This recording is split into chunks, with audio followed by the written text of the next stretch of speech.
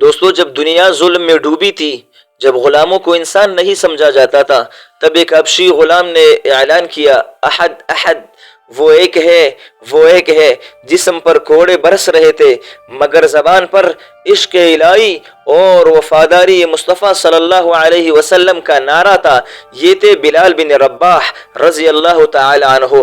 اسلام کے پہلے مؤذن تھے، عشق رسول صلی اللہ علیہ وسلم کی زندہ تصویر تھی۔ ابتدائی زندگی اور غلامی میں کیسا رہا؟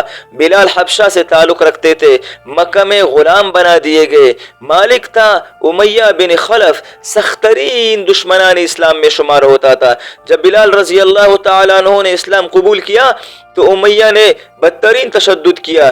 تپتی ریت پر لٹا کر سینے پر پتھر رکھ دیے جاتے تھے، مگر بلال رضی اللہ تعالیٰ عنہ کی زبان پر صرف یہی ایک لفظ تھا، احد احد۔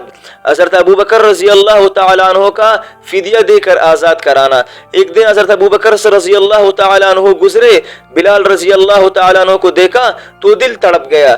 امیہ کو فدیہ دے کر فرمایا، بلال آج سے تو آزاد ہے۔ اسلام کے پہلے مؤذن بنے۔ مدینہ پہنچنے کے بعد نبی صلی اللہ علیہ وسلم نے آذان کا نظام قائم فرمایا، مؤذن کے لیے بلال کو منتخب فرمایا۔ مسجد نبوی صلی اللہ علیہ وسلم کی پہلی آذان انہی کی آواز میں دی گئی۔ ان کی آذان کی آواز سن کر مدینہ کی گلیاں اللہ اکبر سے گونج اٹھتی تھی۔ عشق نبی صلی اللہ علیہ وسلم کا مظہر۔ بلال نبی صلی اللہ علیہ وسلم کے سب سے بڑے عاشق تھے۔ آپ کی ہر سانس میں عشق رسول صلی اللہ علیہ وسلم بسا ہوا تھا۔ نبی صلی اللہ علیہ وسلم کا جب وصال ہوا، مدینہ کی فضائیں سونی ہو گئی، بلال نے آذان دینا چھوڑ دی۔ کہتے ہیں اب مدینہ وہ مدینہ نہیں رہا، دل ہلا دینے والا لمحہ تھا۔ ایک دن نبی صلی اللہ علیہ وسلم کی صاحبزادی نے حضرت فاطمہ رضی اللہ تعالیٰ عنہ نے فرمایا، بلال ایک بار تو آذان دے دے۔ بلال ممبر پر چڑھے، آذان شروع کی۔ جب اشہد ان محمد الرسول اللہ صلی اللہ علیہ وسلم پر پہنچے، آواز رک گئی، وہ رونے لگے، پورا مدینہ رو پڑا۔ وفات اور خواب۔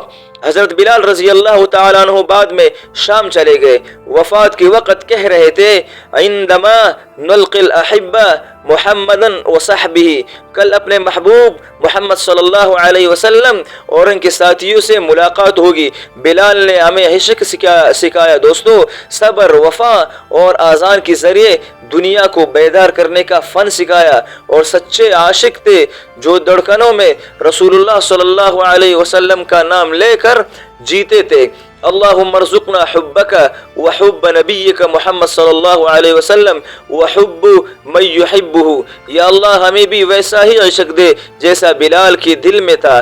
اگر حضرت بلال کا یہ قصہ آپ کے دل کو چھو گیا ہو تو ویڈیو کو لائک کرے، شیئر کرے اور چینل کو سبسکرائب کرنا نہ بھولیے۔ جزاک اللہ خیرا و احسن الجزا۔